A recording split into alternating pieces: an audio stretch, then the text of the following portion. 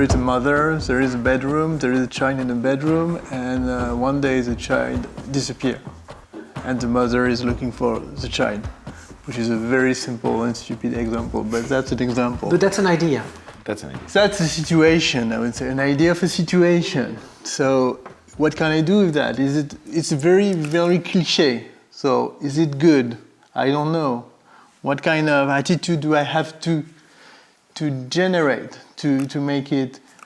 I don't know what I want to do, a short film, a feature film. The format is important, of course. So this kind of, I give an idea of a situation, but it can also be a character, it can be an image, it can be a sound, it can be a scene, it can be starting point for a story, starting point for developing things in time, actually. It's a seed, which is then later developed. Ideas are a little bit like a pyramid. I mean, one idea generates one other idea, which generates one other idea. For example, for a situation which could be a main idea, you can have afterward the characters, how they are together, how is the color of a character, how he acts, and each idea generates one other idea. If what we talk about here is the field of ideas that could become interesting, most of the time we all agree with the fact that you start to be in an interesting field when you have two ideas put together, combined, that come from very heterogeneous origins. And it can be a paradox too. For example, sometimes it's in the title of the movie. If you take a movie like My Best Enemy, which is the story of a friendship between a woman and the new wife of her ex-husband. I don't know if it's clear. It's with Susan Sarandon and I think Julia Roberts. And the idea is that your best friend can be your enemy. And to me, this is an idea because this is fertile. It's like electricity. If you have two poles, one negative, one positive, and you've got distance between both of them, there's something to be built. Because how come, it's weird, how come your enemy can become your best friend? And an idea needs, for me, two ideas and a connection, which means an analogy and a paradox.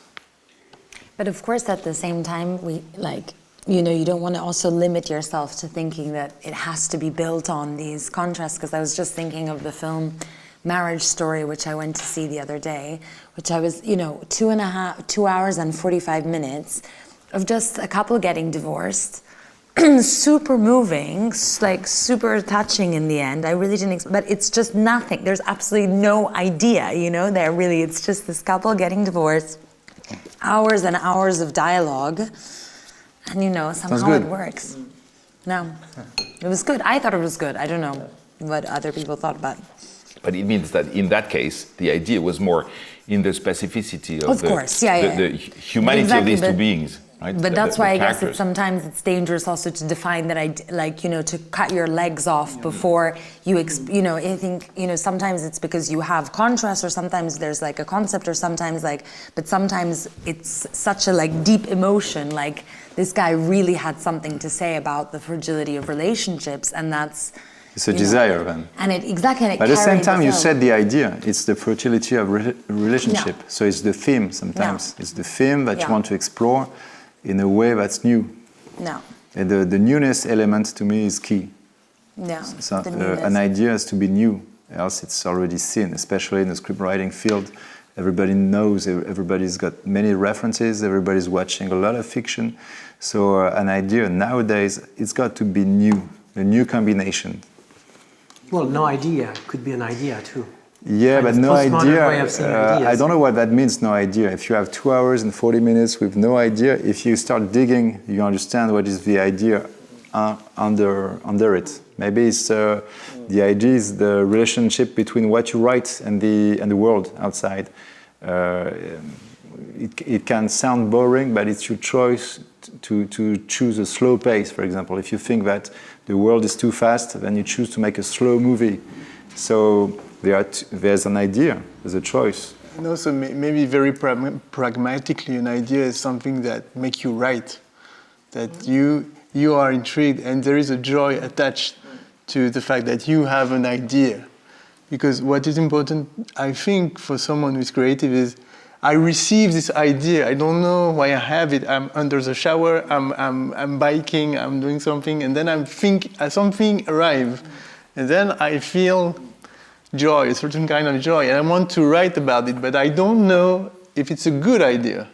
Yeah, I think Still. the fact that one idea must generate another idea, it's exactly that. And when maybe Natalie said that there was a film with no ideas, maybe she wants, I don't know Natalie, but maybe she wants to say that there are no so plot ideas in a way, but there are ideas inside which are developed in a less visual way in terms of topics, but in a more maybe deep way in terms of problematics, in the intimate problematics of people, which means a lot of ideas, but maybe developed in another way than the classical topics of drama.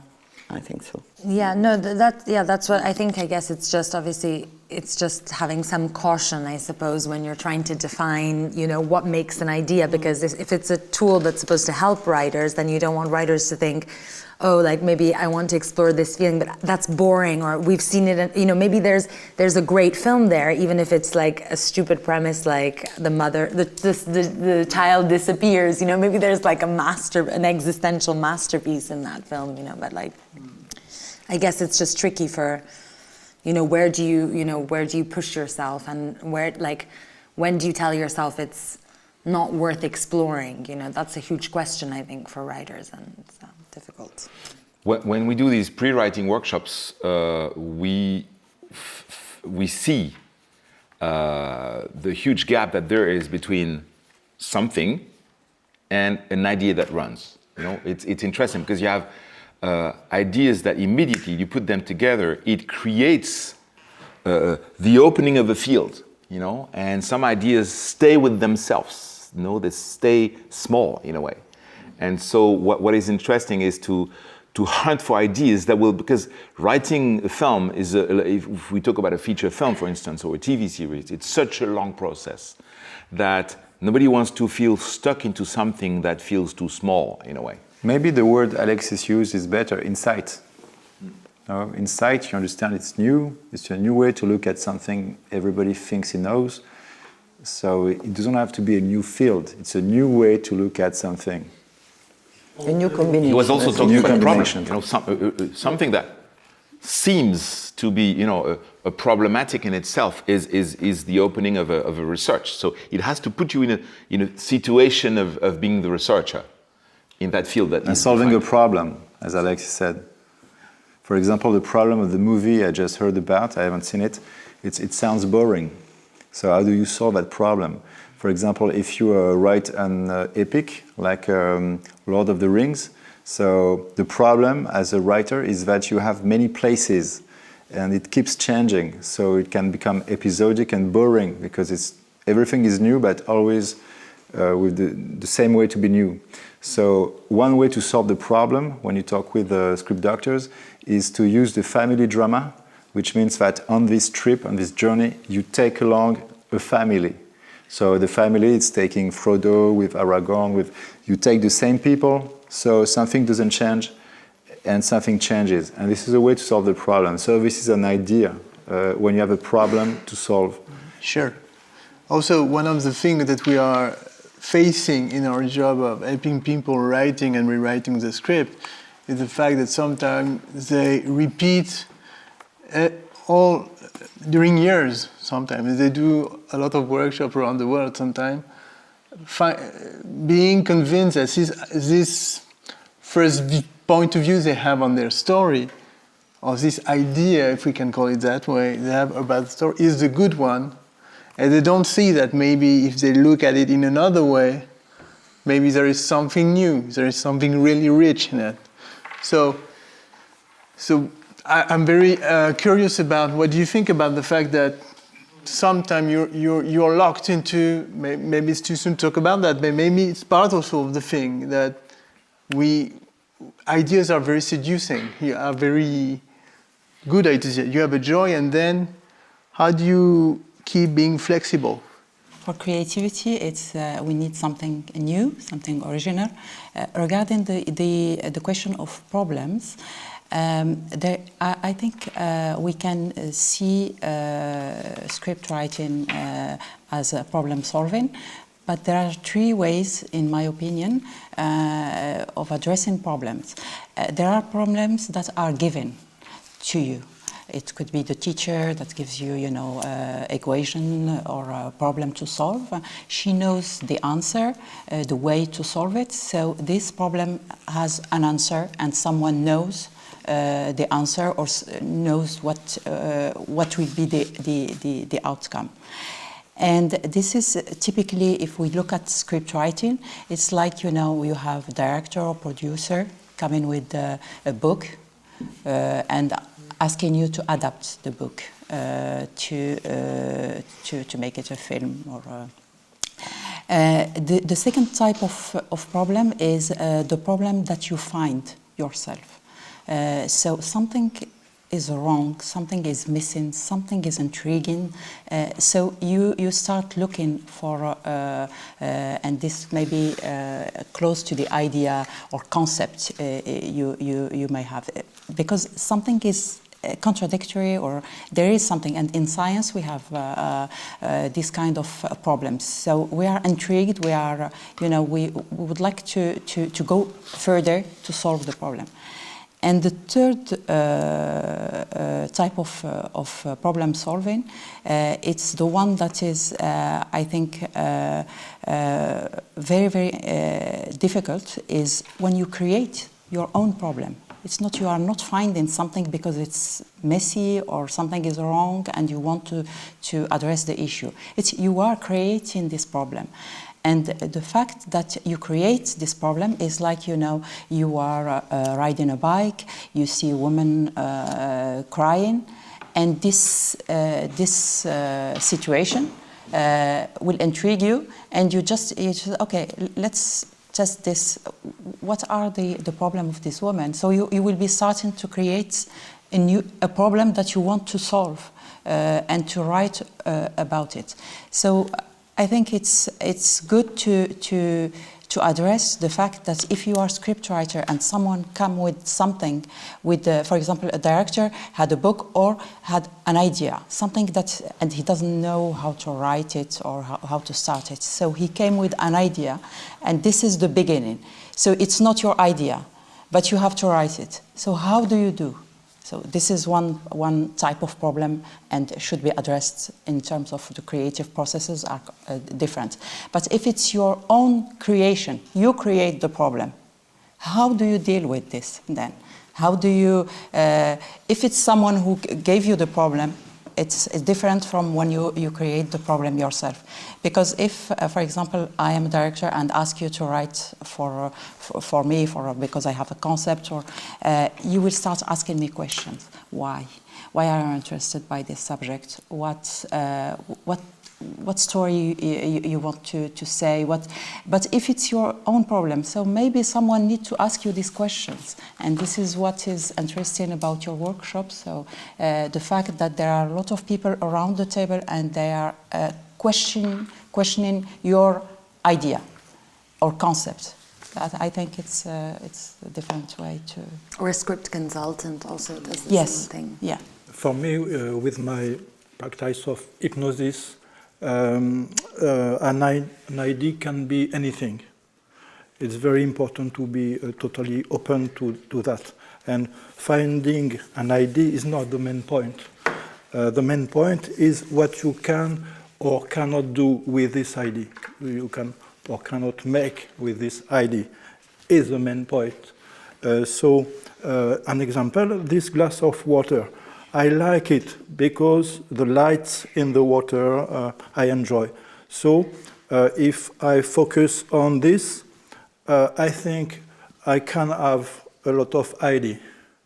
And maybe good or creative or not creative, but I don't know. It's not my opinion who is important.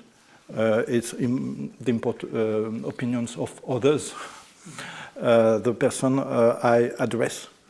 So I can be totally free and receptive to all my ideas. And the selection will be later. I must not care about that. I think it's very important in my work. The process are associative processes then later. But the beginning point can be anything. It's very important. We name that utilization in hypnosis. Can I utilize this glass of water it's boring for me or for the person? And pleasure is very important, or joy, maybe, but pleasure is. So would you say it's a pragmatic approach? Like, idea it what gives me joy and what makes me productive? Excitation, yes. Productive. I must have Excitement. Excitement, sorry. Yes. Yes, excitement. Okay.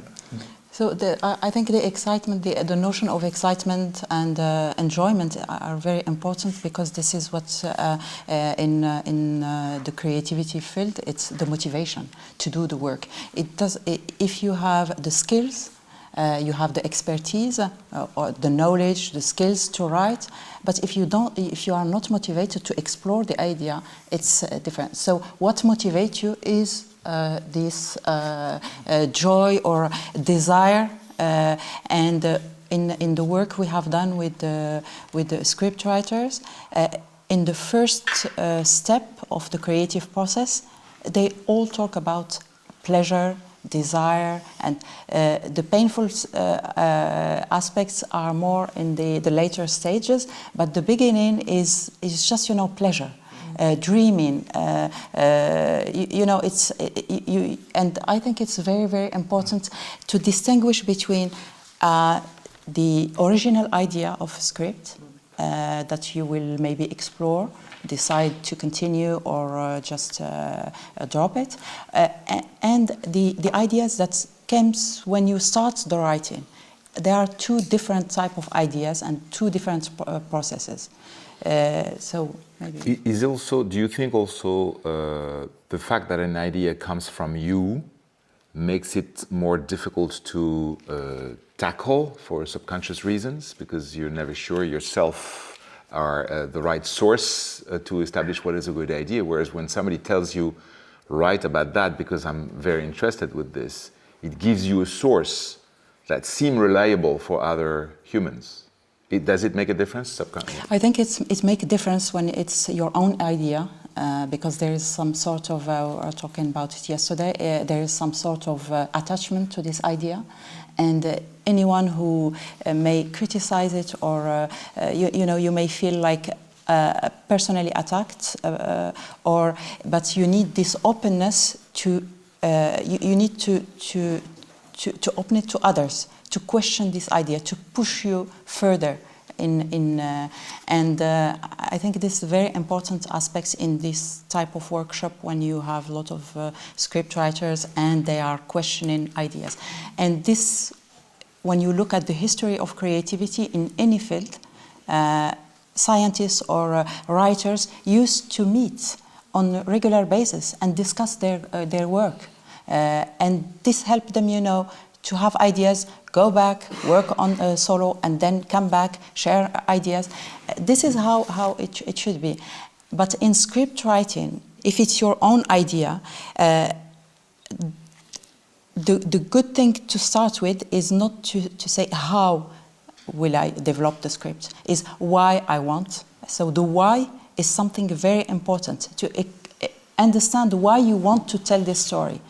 And this needs to take a lot of time in the whole process, because this is in science or in literature, the why is very important. And when you ask question with why, it leads, this is not my opinion, it's really based on research, it leads to abstract thinking. And in general, it leads also to procrastination.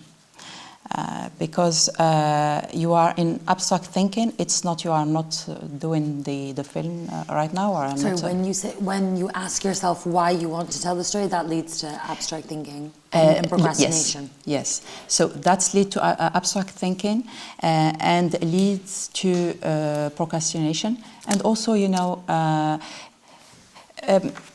the thing is, when you look at the first step of the process is you have this idea, you want to explore it, so you start collecting information. So this is the preparation phase where you test the idea by exposing it to more information from others. So you cannot start writing immediately. But you get stuck because, you know, something is lacking. It's not that you don't have the skills to write, but the mean or the why you are writing is lacking. The question of why, for me, I mean, as a writer, is a quite complex question, because often we arrive to understand why we have made this film after the making the film. Really afterward, they really, I mean, the true reason why you make this film or choose this subject often arrives at the end. When you see the film like if it's not yours. I mean, in a kind of detachment, it appears and you understand why. It happens to me twice. I mean, it's not... But this doesn't mean that you don't need a why of some exactly. kind all So throughout the process. Exactly. So the why is a quite complex question. So you can ask why this subject, if you really are in a quite empty space. But if ideas comes to you, maybe you don't need at this stage why. Maybe you don't need more how.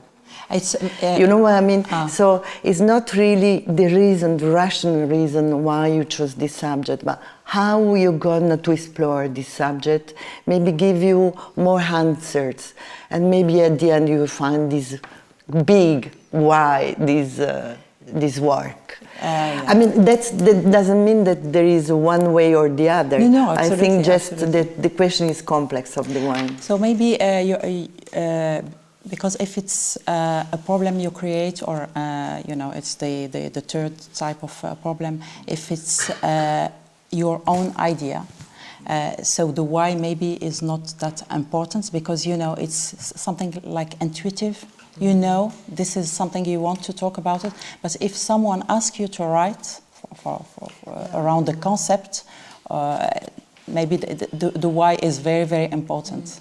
I think it's interesting what you're saying about, I mean, this question of like if it's your idea or if it's not, then, and the effects that has, because I think when you're working with some idea that's given to you, in a way you're much more free as a writer. I find personally, like, I don't care so much about, like, I'm serving the story so much more, you know, because I'm free to kind of go with something that feels right, even though I don't particularly believe in it. But then I think, like, and having kind of worked on one film which was an idea that I took from someone else, and I found it was much easier in a way to kind of rewrite it, because I could see those flaws instantly but then this question of the why was so much more painful, and it kind of pursued me throughout the whole making of the film, because I was like, is this really in me, or did I just find like a fraction that fits with me, you know? And this is very difficult, you know.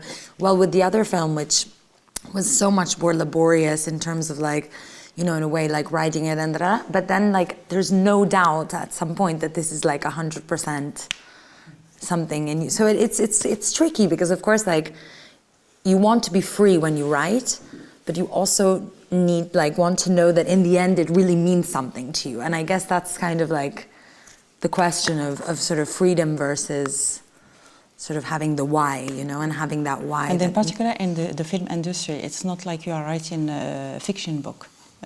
So because you know you are preparing something for an audience and for someone maybe to develop it in film. So this question of why, for example, the example you quoted in the beginning about this divorce dialogue and talking, it could be boring. You can you know if someone describes it as nearly 3 hours of dialogue about divorces, but if there is something the why has been really explored, where we are going with this story, what message we are sending.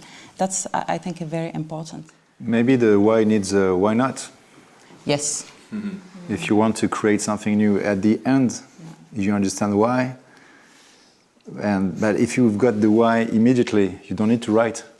It's not immediate. I don't think it's something very easy to understand. If you really know why, you stop. You stop, yeah. Yeah. Antoine, you said that the first phase of your pre-writing workshop is fluidity, is a lot of ideas. So this is typically what is it's linked to brainstorming, and the main rule is to avoid criticizing ideas. And so why not? It's really useful. So everything needs to come, and we accept everything. We are not questioning the ideas.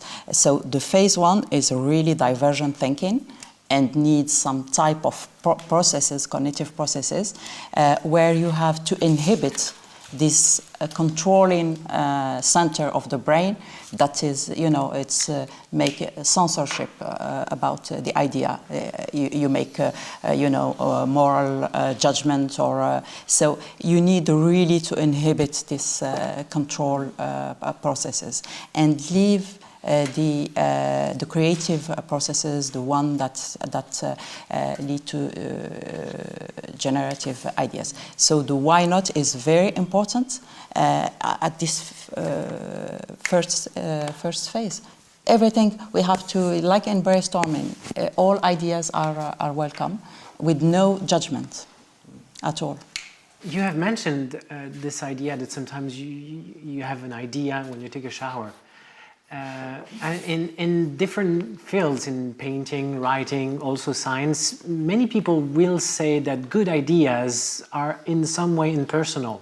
They don't really come neither from someone else, neither from yourself. It comes, so that could also be this concept of saying that a good idea is something I don't know how, I connect myself to something that brings me, for example, in science, a solution or a new insight into a problem. It's a third way of just ideas coming from myself, from someone else. I think it's another way of seeing how ideas coming from somewhere. Yeah. Okay, interesting.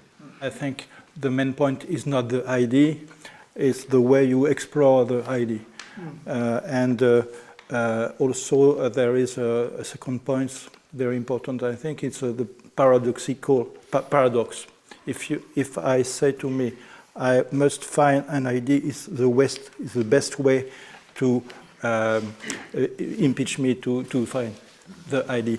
So in Taoism, there is an idea. So it's important to be without idea for fertile thinking, and about also vacuity in Oriental thinking. Emptiness in a way. Emptiness, yes.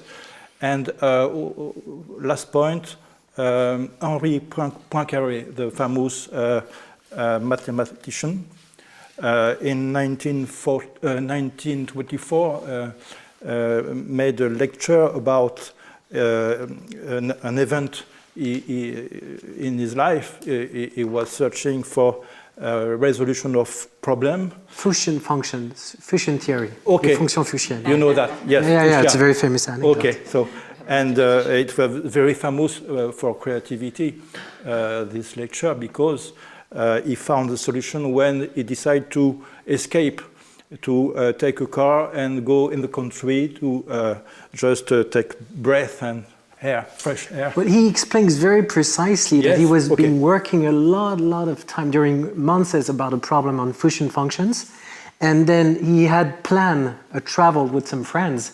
And at the moment, he was not thinking about the problem. At the moment, he put it the right foot on the first step of the bus, the solution came to him. And he says, it was so clear, so neat, that I did not have to think about it for the rest of the day. I had my walk, and I went back home, and then I wrote the solution. If I may add, I love this story about, you know, this type of emergence of the insights, because this is typically an insight. I'm just, you know, trying to look at. I think it's in phase 4. Where we can talk about the insights. I have some insight about it. Why we, after what you said, is after a long period of work. So this is very important. You cannot have insights in 90% of the cases. You can't have insight without having worked and struggled and reach impulses. And yeah, you need this huge amount of work. And this is what, and when you take a break, if you are stuck with a problem, it means that something is wrong and you cannot shift your mental model. And this break you have, for example, during the trip for Poincaré, this break, there are theories to explain what happened, but we can discuss it later. But it's really, when we are stuck, and it's in phase 4, the blocks, and how we can deal with the blocks, it's very important to move to something else. And if you have, for example, as script writers, you have maybe many projects at different stages. So the fact that you move from one project to another one help you find solution to the other one. It's exactly the same process. If you don't mind, I would like us to go back, because here we are about, you know, how you can be blocked in the middle of a process of writing, which means it can be quite late in the process, right? But here I would like to start with really clarifying the field of possibilities in idea generation. You know, how which to is stimulate. the initiation of the stimulis, you know, the stimulus. Are you looking for techniques? Yeah, among others. Yeah, yes. How to stimulate? It might be connected to what you have been saying, because I mean, how to produce new ideas. I do believe that you have to create some kind of disequilibrium, some kind of ambiguities, some kind, to employ more philosophical terms, some kind of dialectical balances. What does that mean? Well, it means if you have a problem, and if you just look at the problem the way it is, it will be difficult to have a new insight to the problem. But if you try to invent strategies to unlock the way you have been seeing the problems, it will put the problem in a more dynamical perspective. And the thing is that you cannot have idea if you're in front of statical problems. You need to find dynamics to have a new insight. So what I meant about those kind of dialectical balances, it's a way to put things into dynamics in a way that you don't see them exactly the way you used to be seeing them, and maybe a new insight will come. But is this more if you're blocked, would you say, or to generate the idea no, initially? I would say it in general. Of course, maybe it's because I'm blocked because you consider that you're facing a problem. But even though, I mean, invent for yourself strategies to put dynamics and ambiguities in the field you're working in. And in the room of the conference of Henri Poincaré, there was another mathematician, Jacques Hadamard, who named the 4 phases for creativity. And we still use this notion in hypnosis. So the first time is named incubation. You are in contact with the problem or what your preoccupation. So, but you don't know, you don't do anything. It's very important to not doing anything, or you do other things. And then the second phase is called, in French it's very problematic, but enlightenment. It's like a light of emergent creative idea. And the third phase is verification, integration. You check if it's a valuable or not valuable idea. And the fourth phase is you quit the trance state, because it's like a trance state. We can scientifically see that like a trance state. Sorry, when do you have this state, the trance state? In the four phases. So at first, I am in contact with my glass of water, and then arrive without any effort from me. It's like an ocean or a pond or a chemical product, and maybe other ideas, associative ideas are arriving, and maybe one idea I find it so exciting arrive, like a light. Okay. And then I check, oh no, it's a rubbish idea.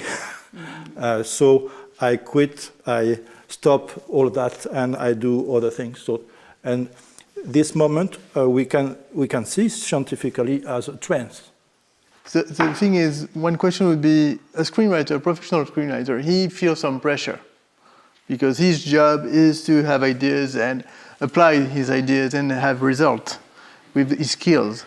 So my question is, how can you be open and creative and with this kind of pressure? How can you find a balance between the pressure that you feel professionally and the fact that give yourself uncomfortable constraints? Sometimes, pressure can stimulate you, sometimes pressure blocks you. Mm-hmm. So there is no rule on that. But I think that how to stimulate is really linked to the block. I mean, when you ask how to stimulate, it means that you begin from a block situation and you have to stimulate something. So I think the two is like two different poles of energy. One is plus, one is less. The less is block, the plus is stimulate. So the two are really very connected. Yeah. And I think they are connected through something which is recognized as resistance.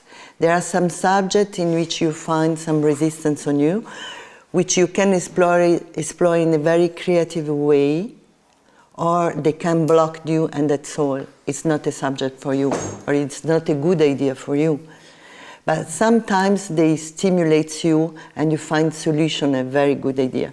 But you have to explore these resistances. And sometimes they are linked to this kind of censorship that someone spoke before, means that you don't want to deal with that, because there is some part on you, very inner part of you, that blocked you and you don't want to go to explore that. It's something dangerous, that you feel as dangerous. At what time can you predict that you're going to have ideas? And is there a way to organize your life so that you know that at 9 a.m., like today, well, approximately, we knew that we had a rendezvous, an appointment with finding solutions to problems. So is there a way to build something for your own, whatever you call it, deep ego, brain, whatever, yourself, well, the person you are, to organize it so that it's welcoming ideas? If your question is at what time you can predict your own creativity, I know it's very important to have a good knowledge of ourselves. Some people are more creative on the mornings, others in the night, and I think it's relatively the same all the life. So it's self-knowledge. Yes, self-knowledge. But isn't there a way to organize a bit more? Because I know that, for example, the writer Roald Dahl he had a place and he had habits. He had like 3 pencils, and he would enter his place at 9 sharp, and then have a glass of tea, and then he had a chair where he knew that he had better ideas than in other chairs. You know, something like that. Yes. Maybe we can ask Samira, in the screenwriter that you interviewed, did they have rituals, for example? Did they tell you that they had rituals or routines or such kind of routines that were very important for them? Yes, and I would start by something that is, because this was really very interesting for me.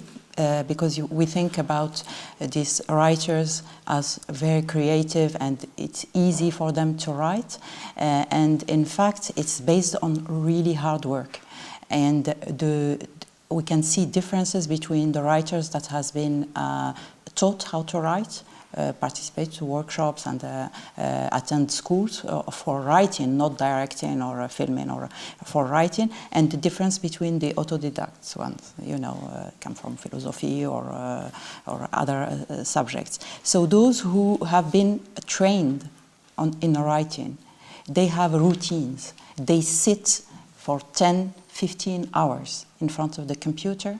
It could be in a coffee shop. It could be in the office of the producer, it could be in their home, but mainly in coffee shop.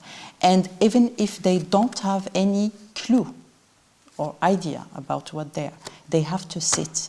Sometimes after, you know, trying to write, ideas come. Sometimes nothing, but because they tried, they read, they collect information, ideas come at some point. That would be the opposite of what you were suggesting, which is instead of sitting and waiting, creating unbalanced, creating new angles, creating, you know, so. Is it really a contradiction, actually? Because it might be complementary Yeah. in some ways. Of course, it might be complementary. Because it's Phases. very uncomfortable also to sit for 10 hours in a way. Like that's also a very and it's a limitation. It's a limit. But I think what you say also about knowing yourself is really interesting, because in fact at some point I realized I developed a habit, because it was when I started working in production and then I wanted to write, and the only time I could write was in the morning before going to work. But then it started becoming a question that I could only really write between like 5 and 8 in the morning. And I couldn't understand. I thought it was just a habit because of, you know, it was always before. But actually it's because in this, if I wake up at 5, I feel like everything else around me is shut, you know, like, and that I have this like special time, which nothing, like, anyways, no one is going to be right. Like all these like outside interferences are gone. But even more than like outside stimulus, it's like that I've carved this, like I've worked for this time. I don't know how to explain it. Like it's like nobody can take that away from me. Everything is black outside, and it's enough for me to write in those 2 hours, maybe even 10 pages, and then I don't need to write anything else for the rest of the day. In fact, usually after 10 a.m. I can't write anything, in fact. And I think it's like, and it took me like so much time to understand that this is my perfect time, but then you realize, oh, it's just knowing yourself, you know, and knowing like what works for you and like what kind of triggers some sort of. But the problem with that is that, of course, I understand this, and that's why I was saying it's complementary. But if you know too much, that if you get into a routine, I suppose. And this idea I was talking about, for example, could it be an idea to give you constraints to break your usual way of being and living and writing? For example, you like to write from this time to this time with this kind of pencil, in that kind of chair, which I perfectly can understand, and changed radically. I don't know, some people practicing, for example, martial arts will say that you use very much your right hand, well, try to use your left one and see what happens. So you like to write in that place and you don't like to write in the other place, try to impose to yourself to write in this other place, in very uncomfortable kind of situations, to break the routine. And if I may, there's also a small nuance that I would like to, not a nuance, an important separation that I would like to establish here, because we've learned from a study in Cambridge study the fact that it doesn't create the same dynamic inside you in terms of new connection of synapses when you are fixed or body in movement, for instance. But this doesn't mean that body in movement is better than body fixed in front of the computer. It means that body fixed in front of the computer is great when you want to formulate, when you want to put into words ideas. But when you want to create ideas, when you're looking for ideas, body in movement is a far better system. I agree with that. When I work with patients, ordinarily we sit together. But when there is we block, I propose stand up, and we work standing. Sometimes I work with some dancers, and we work with dance. I can't dance, but I accompany them, and they work very efficiently with dance and movement. And François Houston, you insist on this. If you have no idea, make movement. You can sit, but you have to move your body. You just talked about François Houston, and I know that Alexis knew him, and that Philippe knew him too. I just know his books. But it tells also that in order to be creative, you have to be very still. You have to find the right position, yes, and not move. But if you are blocked, he says that a very slight movement, so you don't have to dance if you are no dancer. Maybe you just have to move your hand like that until you feel comfortable enough to let ideas come. So yes, it depends on the individuals, but if you are right. Sometimes movement is not like a lot of movement. Or you can just imagine a movement. And it so you can do it sitting or lying. Yes, you can just sit, close your eyes, and imagine a movement. You mean imagine yourself moving? Yes, you can also. And it is as efficient as moving in reality. One of the most useful hypnotic technique is you imagine you are in a cinema and you see yourself on the screen, and you see the film, and you enjoy the film with you on the screen.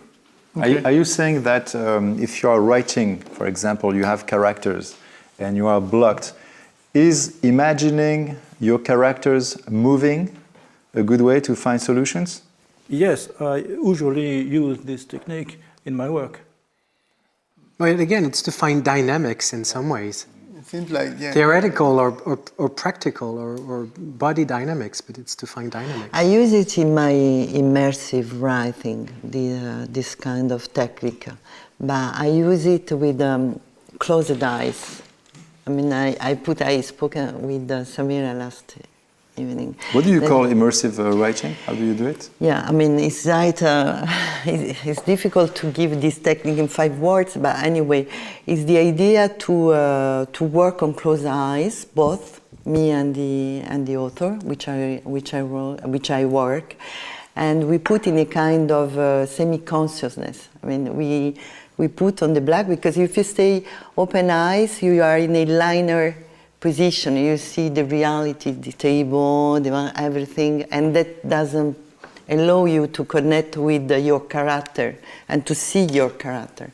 So we go into this space of black space, and this black space immediately, of course I have a kind of guidance which I call a non-directive guidance, meaning that I go through that space with him, with this character, in saying, for instance, which sounds he hears.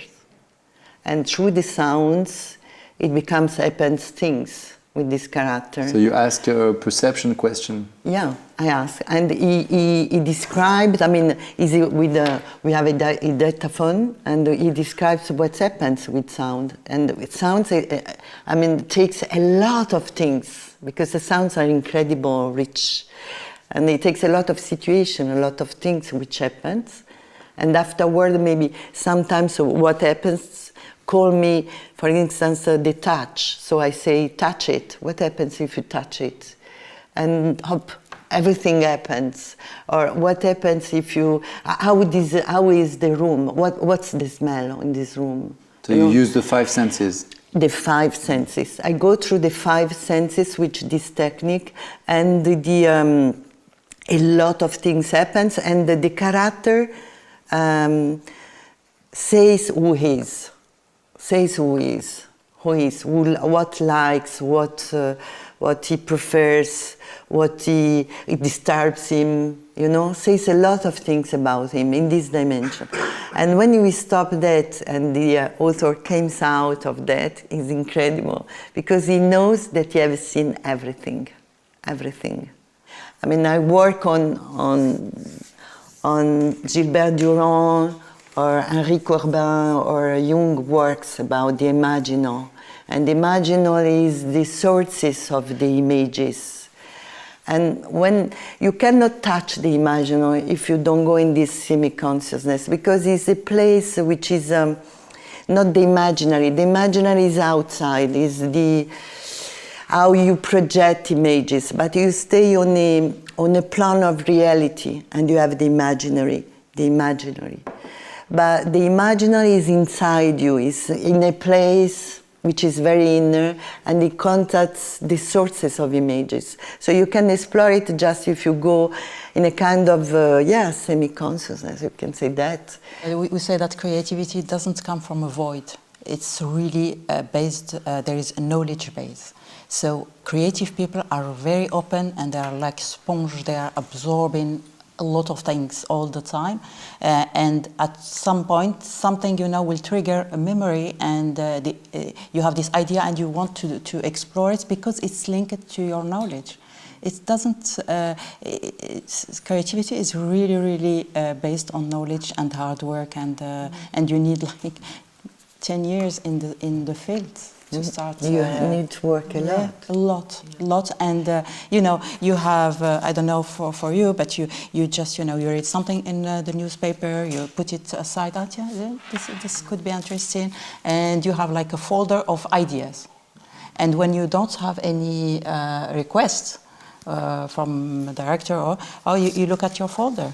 So let's look at this idea. Which one I can look at and explore. But maybe what she said, what Lisa said, it's a way to accelerate the process. Yes, if having different kind of ideas that you don't have if you just select papers and try to think consciously about why am I consciously interested into like self-exploration. It's not really self-exploration. It's being a spectator of your own imagination in a way, something like that. It's to explore a space that we have inside, everyone has inside, but that we are not used to explore it because there's some blockage. Because it's not demanding from the reality. The reality doesn't demand you to go and explore this space. What you describe is really reflects the neuroscience of creativity. It's really beautifully said compared to what we say in neuroscience. You can see some, objective measure of what you are saying. In terms of this imaginary, this word that we can access, but sometimes, we are like blocked, or we don't want to go in this memory and stuff. Yeah. I would like to also come back to very practical things, maybe, about how to generate and multiply and stimulate. Coming from one assumption, and I would like you to maybe tell us what you think about this, because maybe science has evolved in its understanding.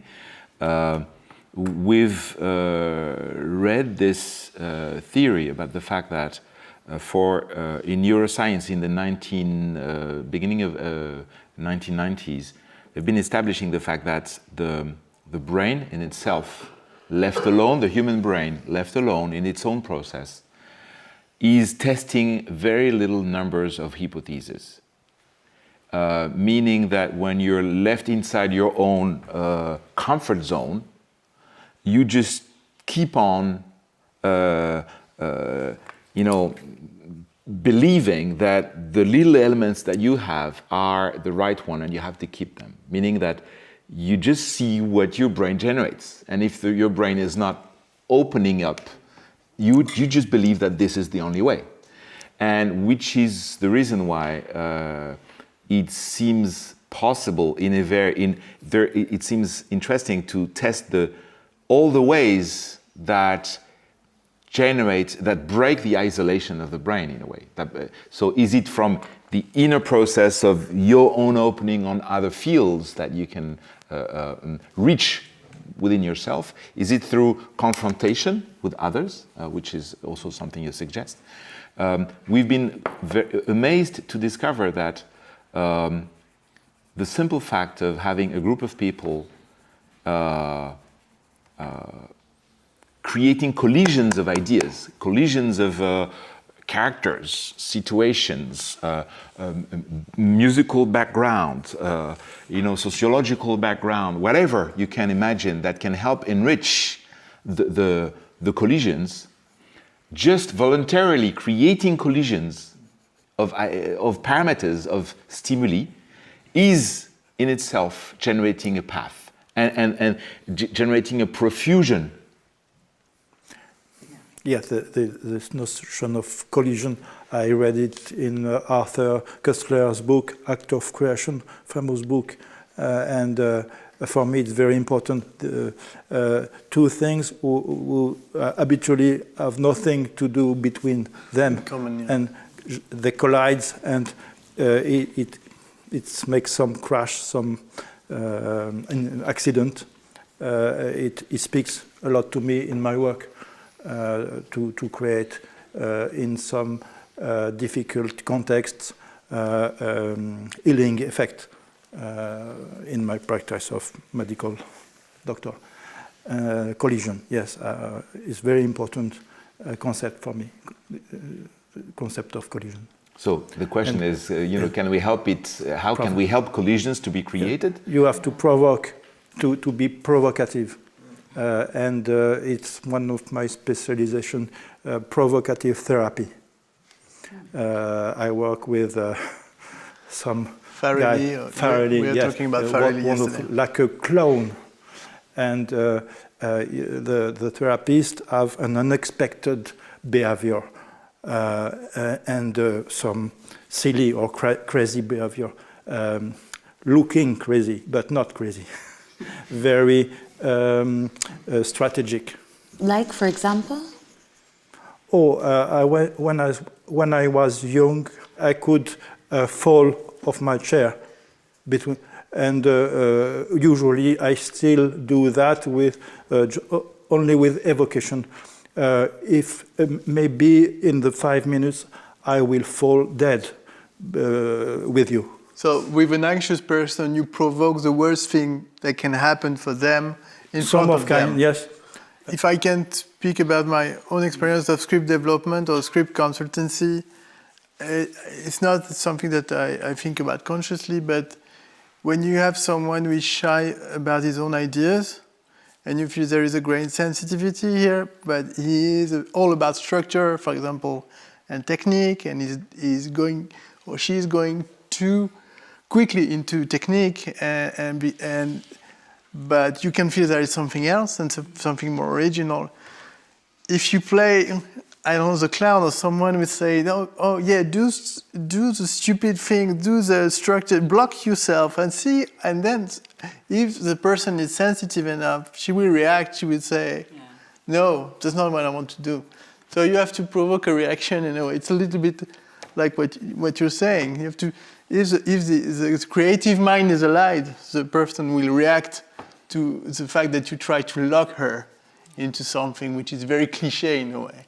Just to say something about, this habit of the brain to use, knowledge, and there is a sort of control, of attentional control.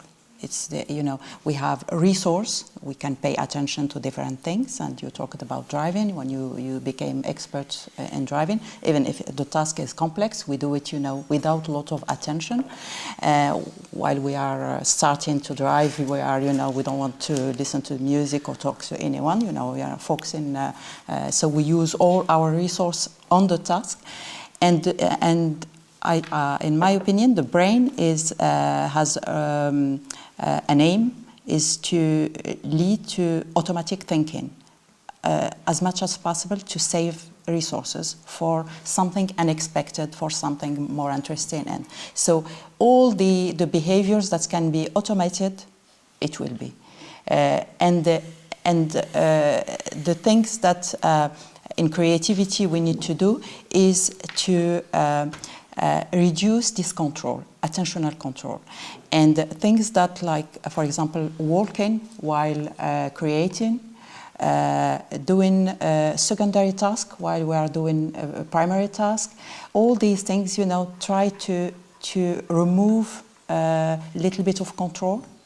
So something that distracts you, but not too much, because if you are too distracted, you cannot focus on your main task.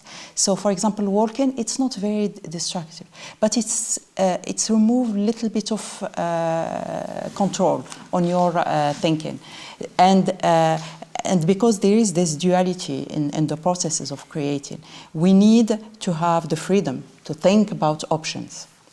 So there is in the brain a network. We can talk about it later, the default network, who leads to this exploration of the memories, and you said the five senses and the information that are linked. For example, if you think about the last time you went to Brest, or I don't know, so there are sounds linked to this image, there are smells, there are so this is what you explore, in fact, and these things are stored in the memory, and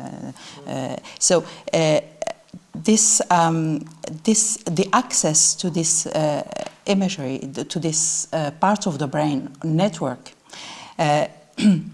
you cannot have it if you are focusing on something visual or something that is involving your from the environment, something that's involve your response. So to be able to access, it's like, you know, they are negatively correlated. You know, the control block the imagination or block the default mode of the brain. But if you are thinking about something creative, this is the magic. It's both the attentional control and the default mode. So they work together, but in fact, the attention that is directed to this glass will be directed internally. So, in fact, the control of attention comes from outside to inside. So your attention, your control system that work in the brain, that control attention, direct attention to object or to task, or will direct attention to internal thoughts, and lead to the exploration of the imagination. And this is what happened when you are trying to be creative. So it's sort of balance, and again we talk about a balance between control and free imagination. What this control of attention internally does, it's help you, you know, to check the ideas. Before you know you can come up with an idea, it check the ideas. It's help you to go further in the network of your semantic memory, because you know the concepts are linked, and you know all this. What is semantic memory? It's about concepts. It's all the concepts we have learned that are blocked. It has nothing to do with emotions. It's like, for example, light is white, or the sky is blue. You know, nearly. You know, it's knowledge about things in life. It has nothing to do with, for example, episodic memory, which is about our past. Our emotions, things we have, we know.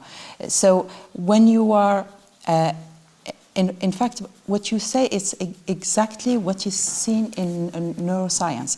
If you said you shut your eyes to have access to this, in fact, you block the visual the line of interference. visual interference. Thank you. This is the right word. The interference, the visual interference. And in one study, they asked the participants to keep their eyes open and to fix a cross on the screen, in the middle of the screen. So they couldn't shut their eyes to have access to this part of the brain that is linked to memory, emotions. And so what the brain did is to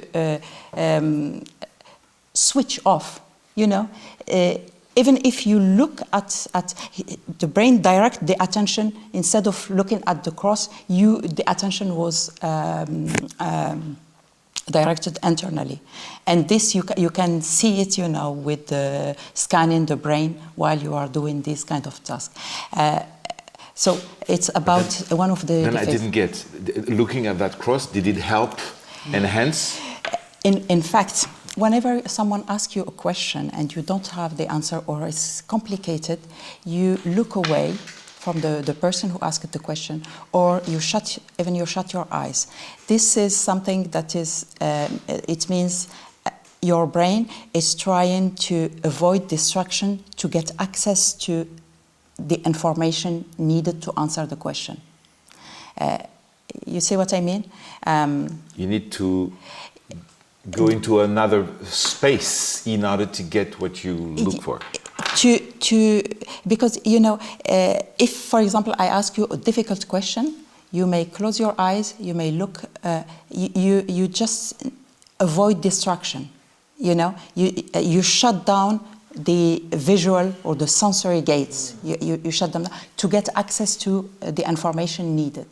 And this, the insight, the moment where the idea will come up, just before it comes to consciousness. And it's a really fascinating study.